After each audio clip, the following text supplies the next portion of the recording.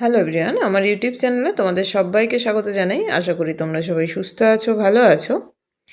আজকে তোমাদের সাথে সুজি দিয়ে একটা চটপট দারুণ রেসিপি শেয়ার করতে চলেছি। তো ভিডিওটাকে কেউ স্কিপ না করে পুরো দেখতে থাকো।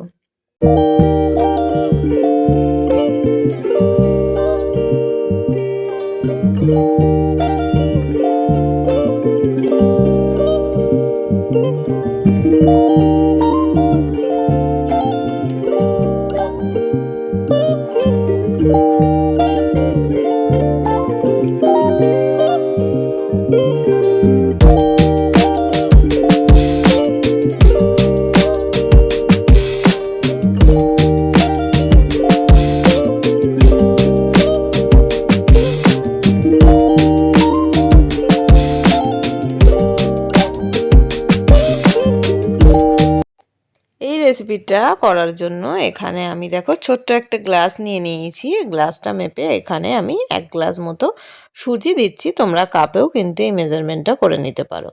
তো মেপে করলে একটু সুবিধা হয়, নইলে সুজির পরিমাণ কম বেশি হলে কোনো ব্যাপার না।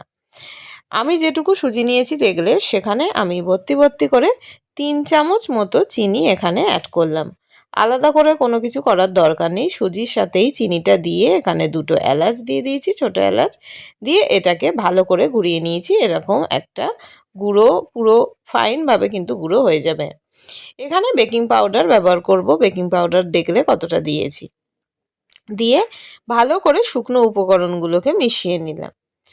এবার এখানে দুধ অ্যাড করে এটাকে ভালো করে একটা ব্যাটার করব। তো দুধ কিন্তু একদম প্রথমেই আমরা খুব বেশি দেব না, মোটামুটি দেখে বুঝতে পারছো আমি যেটুকু দিয়েছি মানে সেটা সাফিসিয়েন্ট, আর কিন্তু লাগবে না। কিন্তু যদি না বুঝতে পারো তাহলে আগে অল্প অল্প করে মিশিয়ে নেবে। তো এরকম মেশাতে মেশাতে যেহেতু সুজি আছে এটা কিন্তু দেখবে ঘন হয়ে যাবে। তো এটাকে কিন্তু আমি যেহেতু তোমাদের সাথে রেসিপিটা শেয়ার করছি, আমি আর রাখিনি। এটা যখন এইভাবে কিন্তু তোমরা মেশাতে থাকবে, মেশাতে মেশাতে মেশাতে পুরো দেখবে এটা কিন্তু একটা ঘন টাইপের হয়ে যাবে। ব্যাটারটা কিন্তু খুব যে পাতলা হবে সেরকম না। আমি একটা বোল নিয়ে নিয়েছি, তোমরা কিন্তু এটা একটা প্লেটের মধ্যেও করতে পারো। বোল নিয়ে আমি একটু অয়েল ব্রাশ করে ব্যাটারটা এর মধ্যে ঢেলে দিয়েছি। এটা আমি মাইক্রো ওভেনে দেবো। আর এদিকে দেখো মাইক্রো ওভেনে দিয়ে আমি 3 মিনিট মতো রাখবো। তোমরা যদি মাইক্রো ওভেন না ইউজ করো তাহলে কিন্তু এমনি একটা কড়া বসিয়ে দিয়ে ওখানে একটা স্ট্যান্ড দিয়ে তাহলে ওটা 4 থেকে 5 মিনিট মতো রাখবে, তাহলেই কিন্তু এটা হয়ে যাবে। আমি এদিকে দেখো এখানে আমি 1/2 কাপ চিনি 1/2 কাপ জল দিয়েছি, দিয়ে এখানে আমি একটা এলাচ ভেঙে দিয়ে দিয়েছি। চিনিটাকে ভালো করে মেল্ট করে নেব। এটা আমরা চিনি দিয়েই এই রসটাকে কিন্তু আমরা রেডি করব।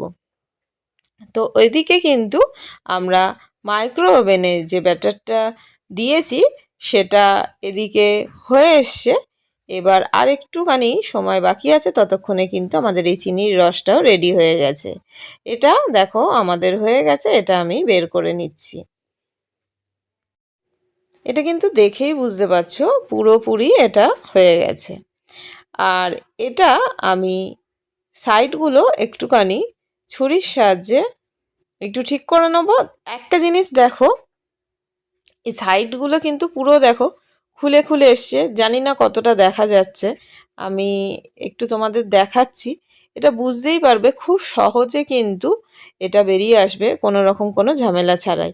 তাও দেখো ছুরি দিয়ে এইভাবে একটুখানি, ছুরিতে দেখো ঠিকভাবে হলে এটা কিন্তু ছুরিতে লেগে যাবে না, এটা বুঝতেই পারবে। বা তোমরা কোনো এটা কাঠি দিয়েও কিন্তু ভেতরে একটা কাঠি ঢুকিয়ে দেখে নিতে পারো যে ঠিকঠাক এটা হয়েছে কিনা। তো যাই হোক, বাটিটাকে দেখো এইভাবে উল্টে আমরা একটু ভালো করে এইভাবে যদি একটু নাড়িয়ে নিই, প্রেস করি, তাহলে কিন্তু এটা অতি সহজেই বেরিয়ে আসবে। তো দেখতেই পেলে খুব সহজেই কিন্তু এটা রেডি হয়ে গেল। এবার আমরা এটা চিনির যে রসটা তৈরি করেছি সেটা উপর দিয়ে আমরা দিয়ে দেবো। এটা কিন্তু খুব সুন্দর খেতে হয়। তো রিকোয়েস্ট থাকলো অবশ্যই একবার ট্রাই করার। আর রেসিপিটা যদি ভালো লেগে থাকে তাহলে কিন্তু অবশ্যই জানিও যে কীরকম লাগলো। আর চ্যানেলে নতুন হলে অবশ্যই চ্যানেলটাকে সাবস্ক্রাইব করে পাশে থাকা বেল আইকনটা প্রেস করে অল করো, তাহলে সমস্ত ভিডিওর নোটিফিকেশান তোমাদের কাছে পৌঁছে যাবে সবার আগে। তো আমি তোমাদের সাথে ঘরোয়া উপায়ে কিভাবে চটজলদি রেসিপি শেয়ার করা যায় আর সেটা অবশ্যই ডিলিশিয়াস হবে সেগুলোই তোমাদের সাথে বেশিরভাগ শেয়ার করে থাকি। তো দেখো এটা পুরো রেডি হয়ে গেছে। এবার এখানে আমি এইভাবে কাট করে নিচ্ছি। আমি একটু বড় বড় করে কাট করেছি, তোমরা চাইলে এটা 6টার জায়গায় তোমরা এটা 9টাও কিন্তু পিস করতে পারো, আর একটা একটু ওই সাইড দিয়ে কাটলে তাহলে কিন্তু 9টা পিস হয়ে যাবে। তো থ্যাঙ্কস ফর ওয়াচিং, টাটা।